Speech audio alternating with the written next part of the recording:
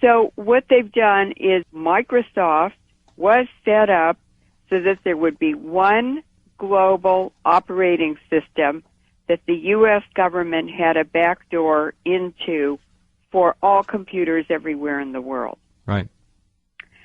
Then they set up Google as a search engine, and let's just look at the background of the two guys who supposedly set it up. Larry Page and Sergey Brin. That's right.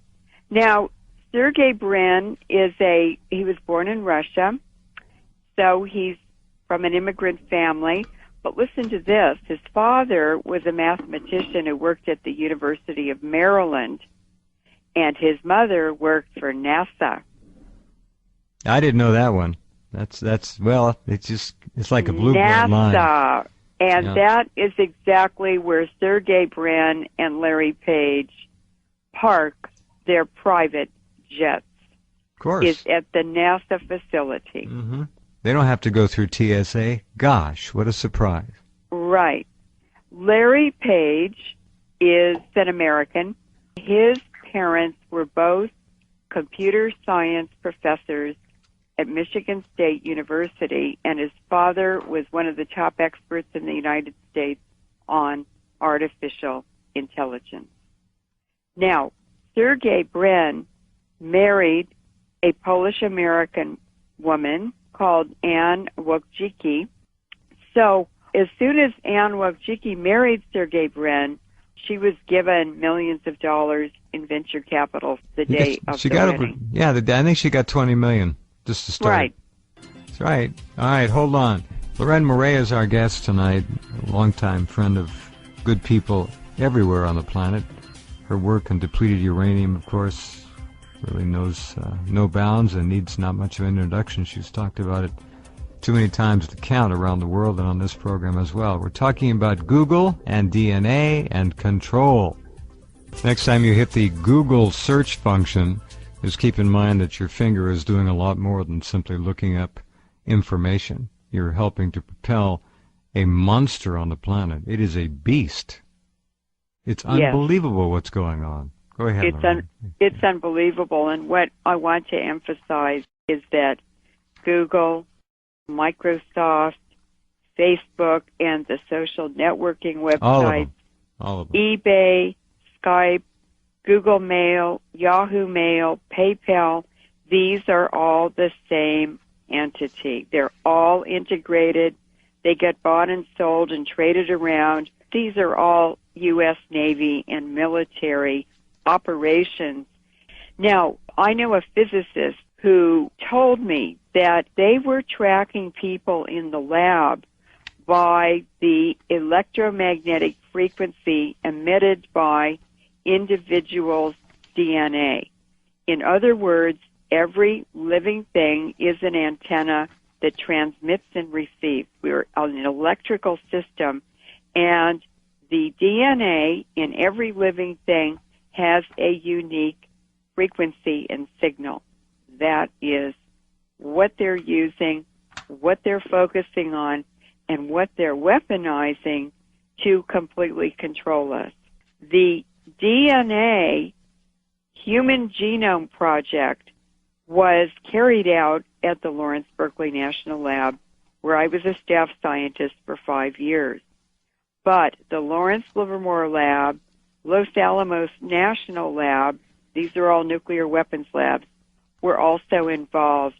That means the military, because the nuclear weapons labs exist for the Pentagon, and the Pentagon exists for the oil companies. So the Human Genome Project was set up and well-funded to experiment and to research and to describe the human genome. Now, how would they use that? Well, what we know about Google is that they are doing DNA surveys from space. This would be NASA and the Navy. NASA is run by the Navy. They have been tracking and identifying isolated populations, for instance, in the Amazon, who have never had contact with Western people. These are villages of isolated people who are still living their traditional hunter-gatherer lives. Right. And they've never seen a Westerner. That's not just humans. They are also doing a global species survey. And I've been tracking this for 2 years and noticed that many new species are being discovered, and it seems to be on a grid system. So they're doing a survey from space, and they went down the west coast of South America and then came up the east coast, and now they're in Southeast Asia. And if you watch in the news, about once a week they come up with a new article and photos on new species they've discovered.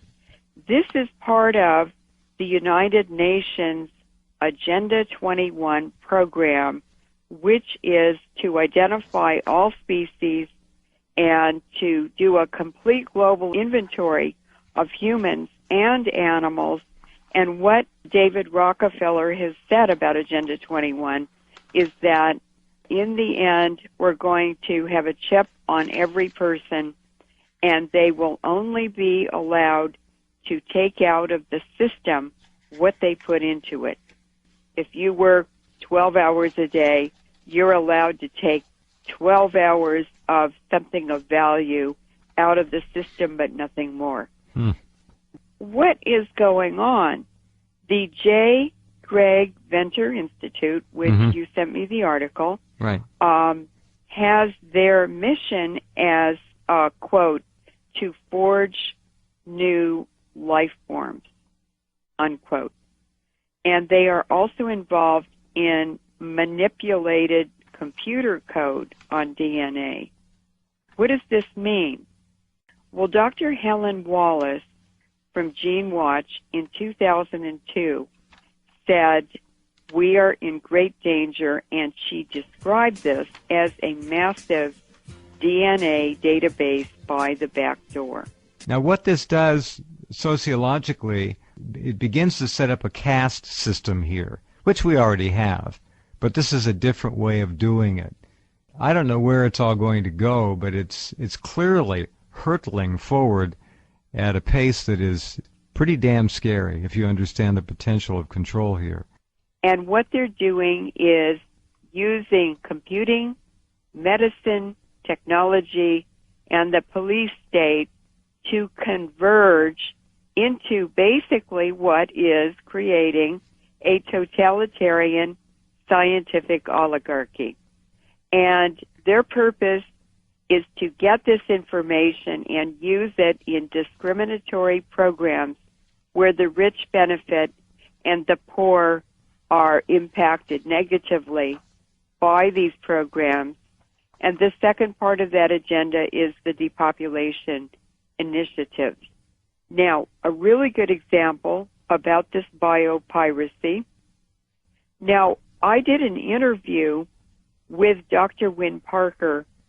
So on the air, I was talking about depleted uranium and the tremendous affinity it has for the DNA and mitochondria, because uranium and phosphate structures, they have a love affair all through the universe. And that means that when people are exposed to uranium particles from these wars in Iraq and Afghanistan and Yugoslavia, and by the way, it's over here in 2 weeks in the U.S., and we're inhaling it. Sure, all the time. It sticks to our DNA and our mitochondria that provide all the energy for the body. Somebody made the decision to go ahead and use it against the people in Yugoslavia and then Iraq, knowing full well what would happen. And that's a party I would like to see brought to justice, whoever that was. So as I was sitting there describing all of this to Dr. Parker, and I was talking about HAARP, this is all integrated into the HAARP system, I knew that Dr. Parker, Wynne Parker was not his real name. I knew he was a CIA scientist. I knew he'd worked for the U.S. government, for the Department of Defense, for the World Health Organization, and the UN at different times. And I knew that he was a microbiologist who knew the whole field because he had to advise the government. And so I just said, Dr. Parker, what is the application of this discovery that nanoparticles are transmitters? And he caught his breath, and he said, well, it's to redesign the human genome. That's all, huh? That's all. They're going to create a new species, is what they're talking about here. Basically. It's to create anything they want to. That's right. It's to repeat anything they want to. It's this totalitarian, insane scientific oligarchy that's run by psychopaths, and they think they can do anything they want to. Well, so far nobody's around to stop them, unfortunately. Now, what is transmitting and receiving that's around us? Well, how about cell phones in the megahertz frequency band? These are some abstracts that I'm going to just read the titles of. This is 1996. Single and double-strand DNA breaks in rat brain cells after acute exposure to radio frequency electromagnetic radiation. And they used the cell phone frequencies. DNA strand breaks in rat brain cells. So they're talking about sterility, about cancer, and about altering people's behavior. And the airport scanners are doing the same thing. Wouldn't surprise me. I'm amazed that there's very little attention being paid to the electric grid. And as all of you listening know, it is surrounding you and everybody you know 24 hours a day. Your home, your office, it doesn't matter. It's called wiring in your walls. And that 60 hertz electric service that you rely on to power your goodies can also be used to carry any kind of telecommunication business you can imagine, and I would submit mind and behavior altering and control platforms as well. It's all doable. It's very simple to do because we are electrical systems and we transmit and receive just like any other antenna. We're electrical first and chemical second. We are electric beings. That's right. And a lot of this was described in the 1930s in the lectures that Bertrand Russell gave at Oxford University. And I would like to read a paragraph, if that's okay. Yeah, we have 3 minutes, so you have to hurry. Okay. A totalitarian government with a scientific bent might do things that to us would seem horrifying. The Nazis were more scientific than the present rulers of Russia and were more inclined to the atrocities that I have in mind. If they had survived, they would probably have soon taken to scientific breeding. Any nation which adopts this practice will, within a generation, secure great military advantages. The system, one may surmise, will be something like this, except possibly in the governing aristocracy. All but 5% of males and 30% of females will be sterilized. The 30% of females will be expected to spend the years from 18 to 40 in reproduction in order to secure adequate cannon fodder. As a rule, artificial insemination will be preferred to the natural method. The unsterilized, if they desire the pleasures of love, will usually have to seek them with sterilized partners.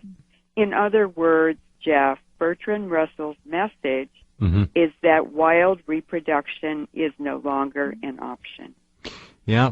So basically, they have unlimited budgets. They have an unlimited scientific body in universities to do all this research. And today, over 50% of scientific research money in universities comes from the Pentagon.